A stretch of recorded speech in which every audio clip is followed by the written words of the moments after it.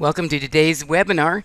My name is Rand Smith, and with me also is Brandon Christie, who will take over in just a few minutes. And we're here to teach you some of the tools and how to use them in Client Creator, because it has everything you ever need and then some in order to run your business, to save you time and help make you more money. I'm just going to go over one item real quick. We try to keep these webinars to a shorter time period and to not go into too deep or complex issues for everyone's sake. So those of you that are not that technologically literate, this should be just fine. So if you log into your Client Creator account, and you'll see a list of icons at the top, I want you to click on Account Information. And then you'll see that you have another set of these little sub headings. And I want you to go across over to Documents and click on Documents. This is one of the great tools that almost no one knows about. So if you click on Documents, and for some reason my computer is running very slow. There we go. All right. This is where you can store documents for your clients. And it will create a link for you to send to your clients so they can click on that link and come and retrieve their document. Okay? They can either download it or preview it or so on. So this is how simple it is to do this. You click on Add Document, and then it's going to ask you to find the document that you want to upload. So we're going to go choose a file, and I'm just going to choose any file that I have handy and open it.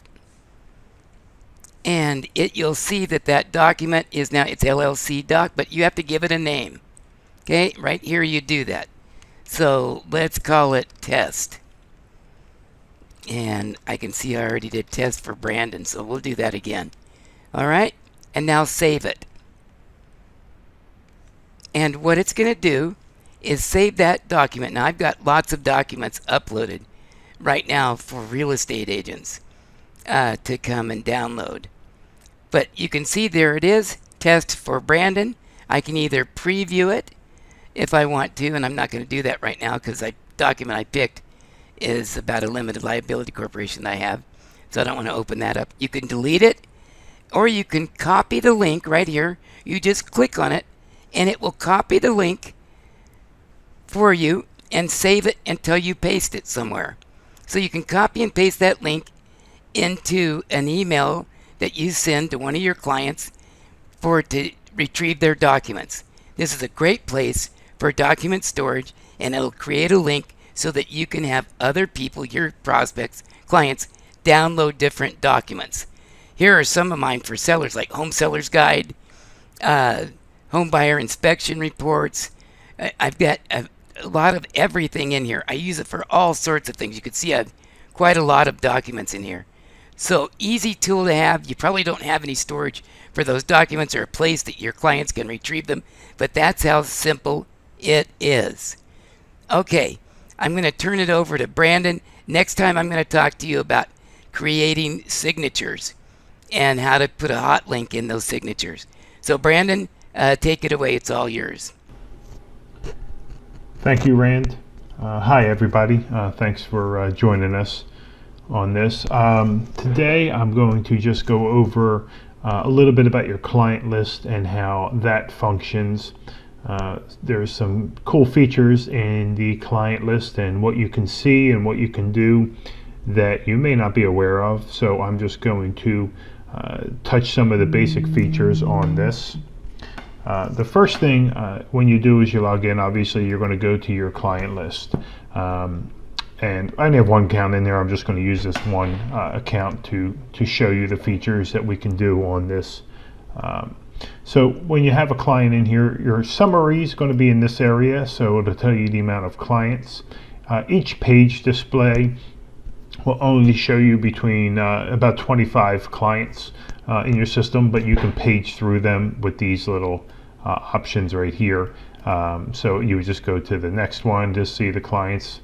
You can obviously search a client. If I wanted to search a client, I just knew the first name, you'll see that client information comes up here.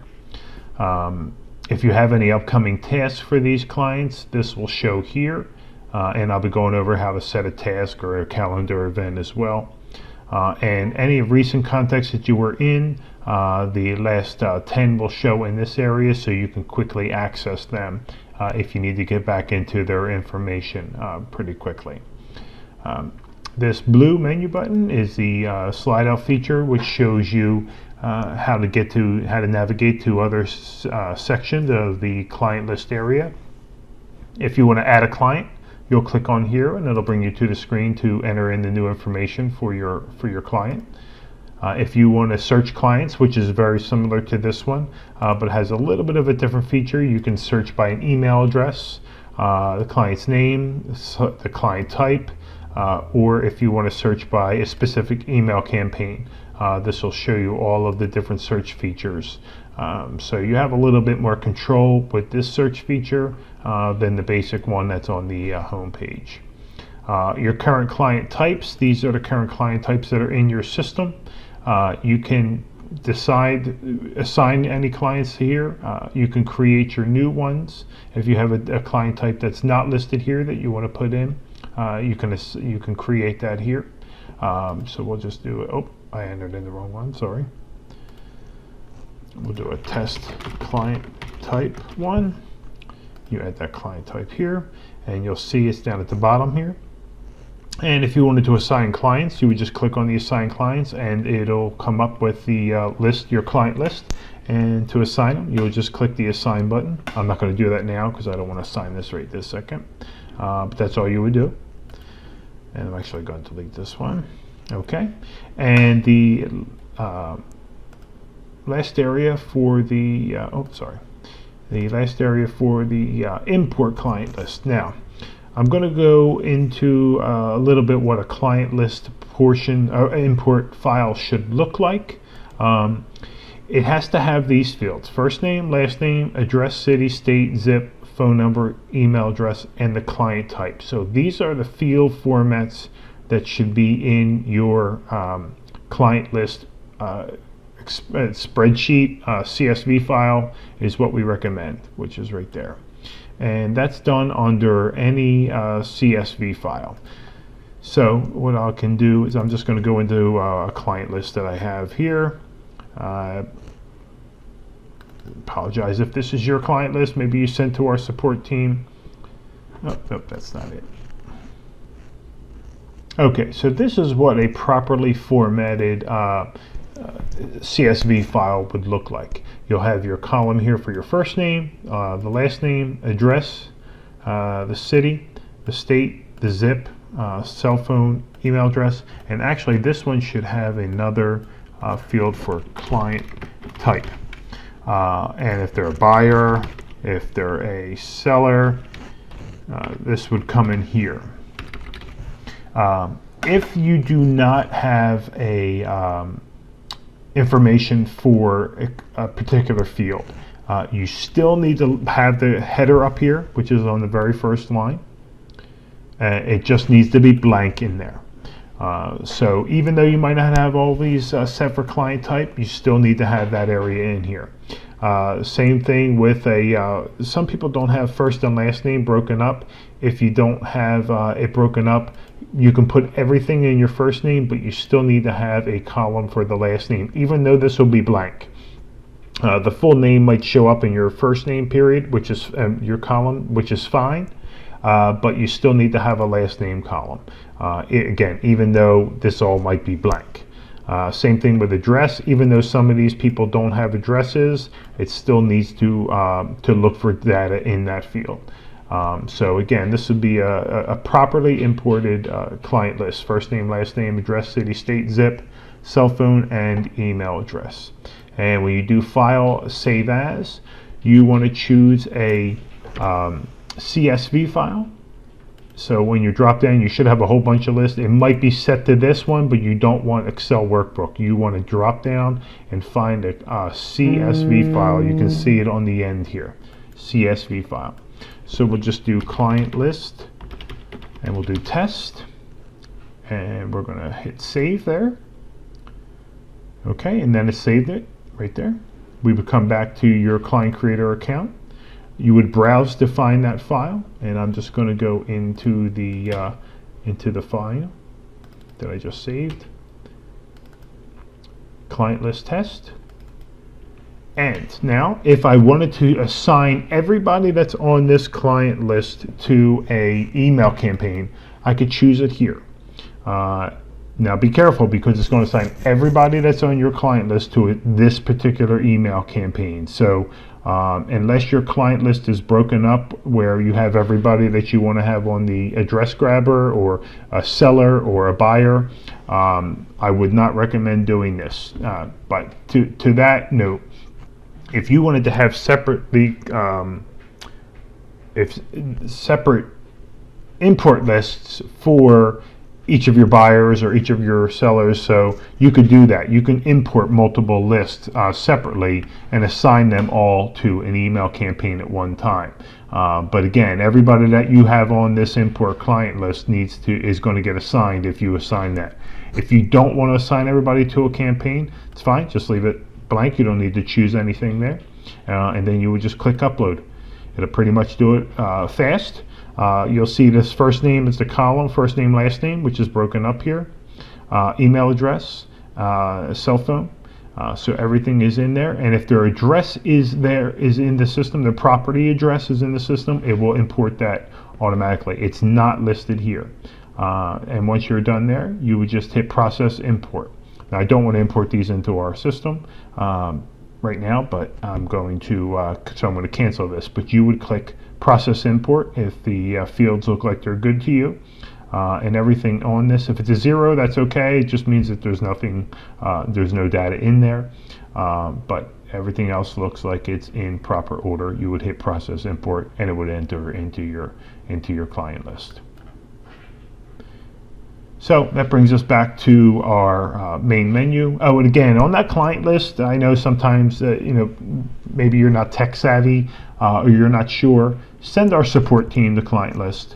Send whatever format you have. If you have a spreadsheet format, if you downloaded it from another system and you want to send us that, they're good. They'll take care of it for you. They'll properly format it. They'll import it, to your client list. If you have a specific email campaign that you want everybody to be on, you just let them know that. They'll take care of it on the import.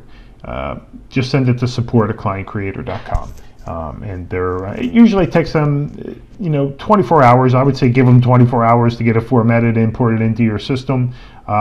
Most of the time it's faster, but depending on how many they have to do and format and how long that takes, it could be a few hours. Okay, the next one is the phone lookup process. A lot of you are familiar with the phone look, or asked us about the phone look process. If you are interested in this, you would come to your account. Now, the first 50 are free, so you will not have to pay for the first 50 lookups in your system. You'll come here and you would activate them. You would say click here. You'll see this option right here, one-time gift, activate it for 25 lookups after the first one. Obviously that option is not going to be there anymore, but it's pretty cheap to purchase more. One-time fee $25 for an additional 50, 40 for 100, and 70 for 200 lookups. So just going to show you, I'm just going to activate this one. Okay, now it tells you how many phone number lookups I have available in my system. Now, the people who show up in this area are the only people that are available for lookups. And how do we figure that out? Well, we figure it out by the information in the client list. If they have a valid address, city, state, and zip, they can get a phone number lookup. If this information is not valid, or it's not there, or it's missing, they're not going to be eligible for a phone number lookup. So that if you're wondering why some of your clients don't show up in your phone lookup, that's why. Check out the details of their client information. I'm sure something's probably missing that doesn't allow us to do it. But if you wanted to do this customer or a few of them, you just put check marks on them. If you want to select all of them, you just hit the select all, and then you'll come over here, hit process selected. Okay. says a batch was submitted successfully. Now, it takes about 45 minutes to receive a batch notification. You'll receive it to your email. It'll come to you, say your batch was submitted and accepted. It'll let you know when it's done, and then you can just come back to your client creator. Now, when it's done, you're going to go to the Lookup Results, and it will be telling you what's going on. So these are still in process. Once it's done going through the system, again, it takes about average is around 30 to 45 minutes, but sometimes it's faster. You'll see a green button that says success. If it was unable to retrieve a phone number, it will say failed, and it'll put that credit back to your account. So you're not charged for any credits where it couldn't validate a lookup. And then once you see a success, you just click right into here, and you'll go down to the phone number information, and that will be filled in with the phone number that's on there. So it's pretty cool system. Even if it has a phone number associated with the account, with the address, that will populate here as well too. And the validity of the phone numbers is extremely high. We use a great system that we work with for quite a few years now, and the results have been exceptional on accurate phone numbers. Granted, there's going to be phone numbers that are not valid, or maybe they were disconnected, or they're not the owner of the home anymore. No problem. If you find that, obviously we charged you for the credit. If you find that the phone number is not valid, just email our support team saying, I looked up the phone number for this client, it wasn't valid, and we'll credit you back for that one. No worries. Okay, so that pretty much covers everything on the side menu bar. Now I'm going to go back to the client list because I want to walk through this with you, and just go into the client edit section. And the client edit section is going to be a little edit button to the right here. You're just going to click on that right there. The client information tab has quite a bit of information, and I just want to go over some of the features and functions that you can do within each of your clients, and see some of the things that are specific to your individual clients. You'll see these tabs up here. This is basically where you're going to go to the information for each of your clients. The client information basically is a summary of the client. Tells you the information, how they got here. You could, if they have a current home value or they have an address, you can click on this link, which will take you right to their current home value. So if you need to check that real quickly, you just click on that link, and it'll take you right to their home value as of today. Any tasks that you set up for this client, I'll show you that in a few minutes, but the task will show up here. Their current message, email campaign message, tells you when it will end, when the last message sent to them was, and what the message was, the title of the message, so you can see in their email campaign where they're at. And if you're a part of the Monday Morning Coffee, I discussed the other webinar, the Monday Morning Coffee newsletter. By default, everybody who's added into your client list, again, by default is added to the Monday Morning Coffee unless you remove them. The client edit feature lists all the information where you can make changes if you have to make any adjustments to their address, city, state, whatever it may be. Their date of birth, if you want to be reminded or notified when their birthday is coming up and it's put on your calendar, you can put their birth date on here. Just select the day, month, and the year, and you'll have that information on here. And email address, if they have a secondary email address or their spouse's email address, you can put that information here, but primarily the email address that will get most of the deliveries is there. Phone number, if they don't have a phone number, you can use the phone number lookup tool, or you can put their phone number in if you have it. Same thing with the cell phone number. The cell phone number has to be populated for the text messaging system to work. So if they have a cell phone number that you want them to receive the text message email campaigns, you would put that in here. Now I'm going to say this, the phone number, if you put a cell phone number on here, our system does check to see if this is a cell phone number, because most people any days now put their phone number, and that's their phone number, the cell phone. So we will check and see if this is a valid cell phone number. If it is, we will send a text message to that number. These numbers in this field automatically will have the text messages sent to. Category status, by default, everybody comes in as a new client. Client type, whether they're a buyer, seller, whatever you want to set it up as, you can do it. This one came into a looking to sell, so you want to set them up as a seller. We don't usually set these up by default because you might want to reach out to them.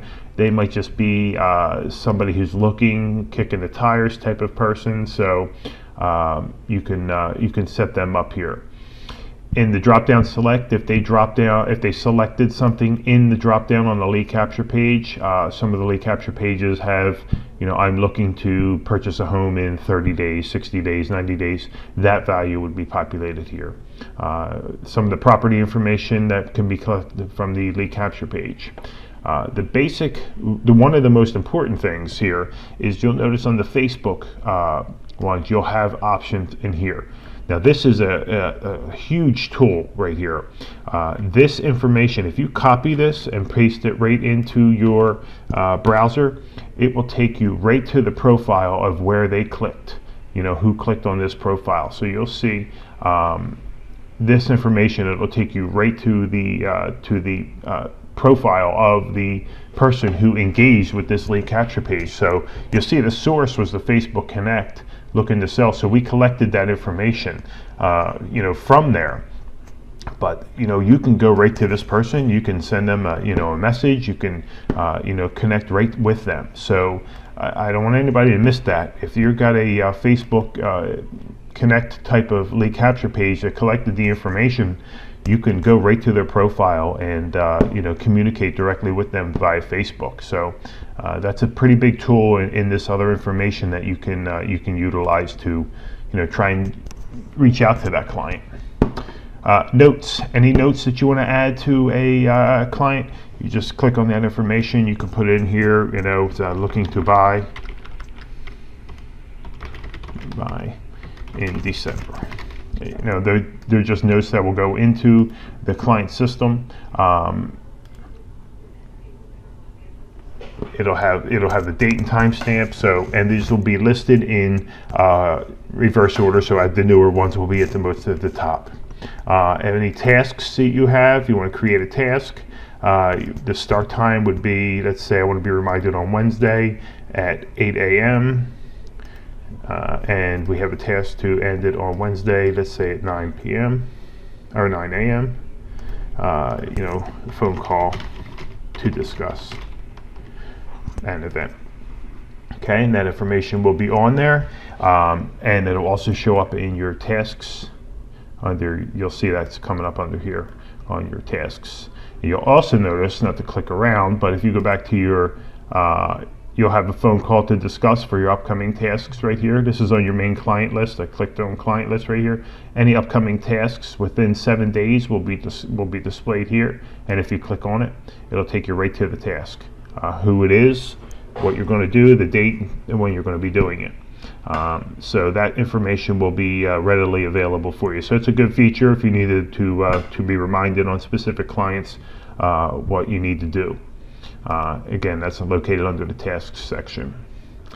The messages. This will show you all of the messages that they are currently going to get from the email campaigns. It'll show you any previous ones and any future ones.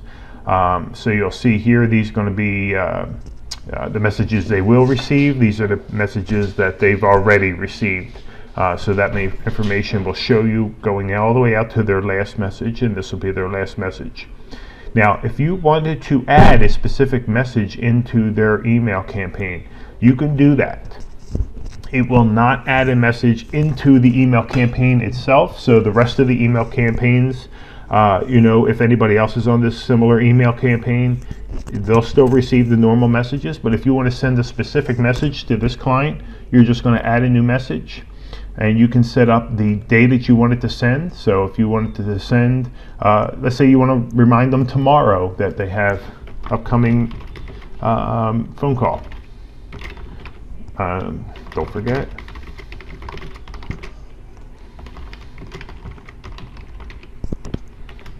And you can add that email message, and then it will automatically add that email message to their system, and it'll show you that it's going to send it on the 16th. Actually, I had one on the 16th already, but it'll also send this message. Don't forget, we have our upcoming phone call tomorrow. So you can remind them that they have a specific call with you, the next day, or whatever message you want to add. But you'll see it adds it right into it when they're going to send it. But then again, it'll continue on with the email campaigns after that message. So great tool to add some communication, to add some customization to the email campaigns without having to go in and modify your messages. You can customize them right for the client right here. Same thing with editing any of these. You can edit the messages right from within this page right here. Notification up here. By changing the email, an existing email message, you're changing it for the entire email campaign. So we're editing one of the messages in the email campaign. So if you make a change here, it will make a change to all of the messages in the email campaign. So that's one big notification.